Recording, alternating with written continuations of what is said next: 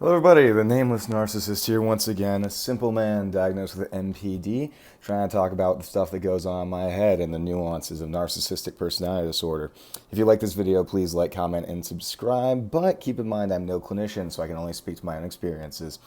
Anyways, so I was thinking the other day about how everybody seems to think that they can spot a narcissist. And this was like a pretty baffling thing for me, just because 90% of the people who I have encountered in my life who have known narcissists or have been a narcissist, whatever, were never suspected of being a narcissist until after they're diagnosed and they came out, so to speak, with their diagnosis. And so I've always been like, are these people just mislabeling narcissists? Do they just have a flawed perception of what narcissists are? And I was reading a book. I forget what it was called, but it was basically treatment plans for people with cluster B personality disorders. And it made an interesting observation that people with histrionic personality disorder are often confused for narcissists because they use narcissistic defenses. And even normal people can use narcissistic defenses. An example it gave was this mother who used their son as a narcissistic extension because of her high expectations of him without her having a narcissistic pathology, more just revolving around her own problems just as a normal, in quotes, person. Obviously not very an adaptive person, but I think you get what I mean. It made me realize something. The reason why everybody thinks they can spot a narcissist is not because they're good at spotting narcissists, but because they're good at spotting narcissistic defenses. And there is some overlap there between that and narcissists, obviously, right? But there's a lot that goes into narcissism that makes it really hard to spot. Hiding the self, for example, self-sacrificing self-enhancement. A lot of people, I gotta make a video on that, let me write that down. But a lot of people will not expect a narcissist to go out of their way to do good things for people, despite the fact that that is one of the bigger things that we do, is that we will, to our own detriment, go and help people because it'll make them like us better. I can't spell sacrificing. Sorry, I'm writing things down. Anyways, I'm not even going to edit that out, I don't give a shit. But it goes because I want to make a distinction between narcissistic defenses and what I view as pathological narcissism. At its core, narcissism is insecurity with everything about yourself, with yourself in general. It's a bunch of self-hate. And you use a lot of narcissistic defenses to cope with that. And a lot of people don't know the full scope of narcissistic defenses, and a lot of people don't know where the line is between a narcissistic defense and a pathological narcissistic defense. I think narcissistic defenses can be used helpfully. And hell, I'm sure everybody who's watching this video can think of a time that they acted, arrogant. They can think of a time that they were devaluing somebody. Everybody can think of a time where they thought hierarchically. It's just that when we use these defenses, it's all pervasive, right? Whether we show it overtly or covertly or whatever. And I think that's why a lot of people think that they can see a narcissist, because it's easy to spot a man who is arrogant, charismatic, goes out and needs to be the center of attention, stuff like that. It's not easy, but like those might be limited to one circumstance. This guy might only do that when he's with a certain group of friends, or when he's feeling particularly insecure, or just at a party, right? And so that makes it a just instance of using a narcissistic defense.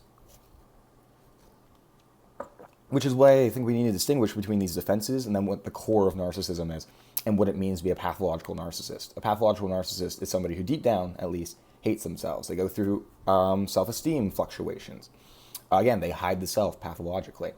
And then I guess what you could call a narcissist, in quotes, is somebody who, Jesus, is just arrogant and haughty and goes around just being an asshole.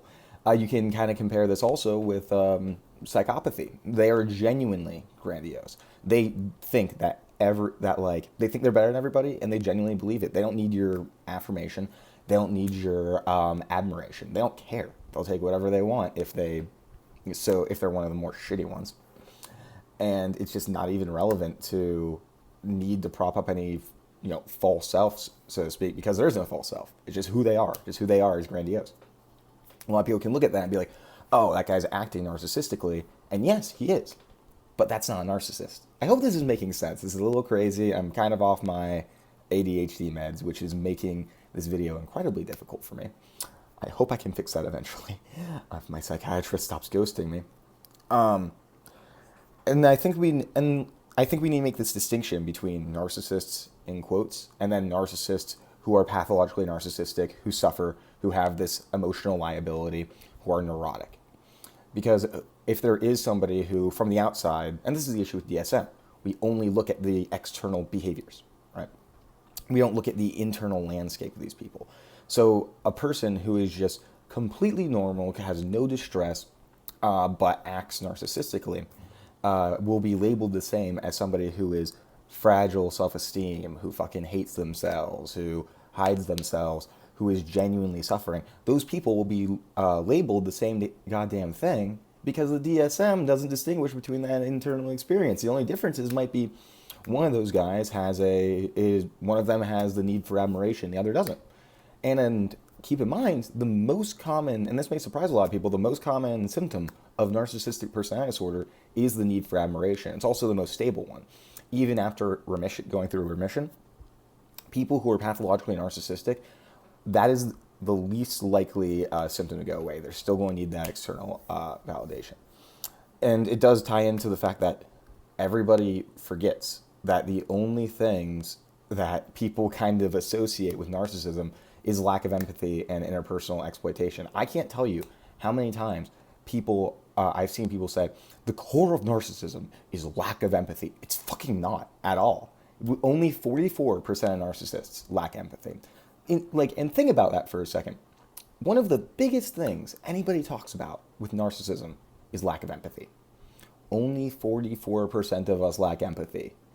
I am one of those, and I'll fully admit that I have like no emotional empathy. But it's a relatively speaking, compared to some of the other symptoms with the disorder, like one of the less common ones.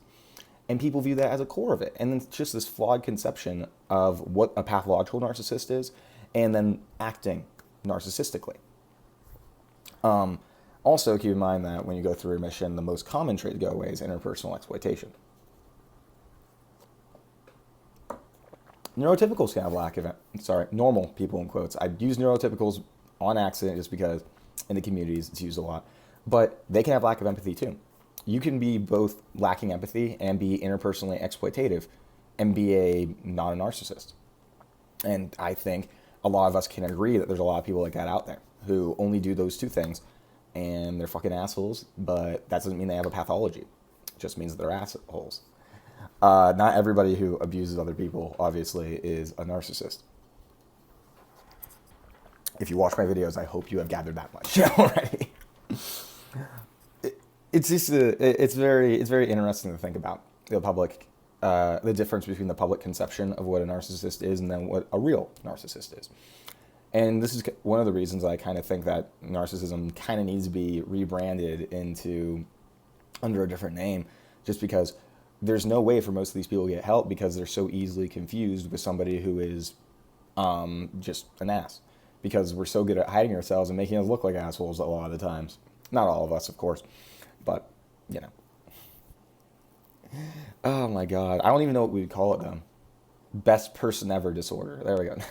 I would honestly call it unstable self-esteem disorder or something like that. And again, some of the people that they label as narcissists, again, people who watch my videos, I'm pretty confident that you guys if you guys know a narcissist, I'm pretty confident in the fact that you guys will know it's a narcissist. But these people who a lot of people label as narcissists won't have a fluctuating self-esteem. They won't need that need for admiration. They will be consistently just very confident and consistently very, asshole-ish, right? Anybody who knows me will know that, I would say 70% of the time I'm all like, haha, I'm the best thing ever. I'll very commonly have moments where, I'm self-hating and, just neurotic as fuck, saying I'm the worst person in the world. I'm evil, I hurt everybody, yada, yada, yada. Somebody who's just an asshole won't be like that. Somebody who is egocentric, we're egocentric, but egocentric in their grandiosity, right? We're 99% of the time, we are dystonic in our grandiosity. Even when I am grandiose, there's this anxiety behind it of what if I need to do the next thing. right? I need to accomplish the next thing to keep proving I'm grandiose, keep proving I'm amazing, or I'm going to lose it. But yeah, I think that's the difference between the popular conception of what a narcissist is. It's somebody who uses, and like normal people who are assholes. Normal people who are assholes only use narcissistic defenses, but in a way that's just, it's not protecting against anything, right? While we're using it to compensate for our low self-esteem, for our self-hate, for our shame. Just my 2 cents, just the ramblings of a narcissist. Remember when I used to label as my videos? I mean, anyways, I hope this made sense. Again, I'm off my fucking meds. And the ending of this video is going to be very ironic for that reason. But yeah, like, comment, and subscribe if you like this video, and take your fucking meds, please. Like, I'm regretting it.